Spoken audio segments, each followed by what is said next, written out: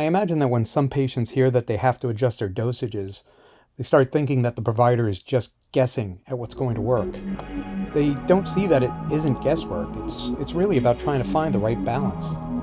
'Cause I had Hmm. a patient the other day who he was frustrated, and I got it. And Hmm. he was like, they say, do this. So that didn't work. Or try this. Or, we're kind of just playing around with different dosing. And I'm like, it's a balancing act. Hmm. Like, you don't want to be treated like one fits all. You don't want to be put in an algorithm and say 50 milligrams, that's all you're going to need. You should never have to change it. So there is sometimes a little dancing around. And I think that's where it gets really hard. Like, Yeah. that's where some providers don't want to get into that, because it's like, it can get frustrating on both ends, because Right. sometimes you can't get it totally perfect. Yeah, and I imagine that a patient might feel like it's coming off from, that their provider is telling them this, and it's actually coming off to them more like it's guesswork.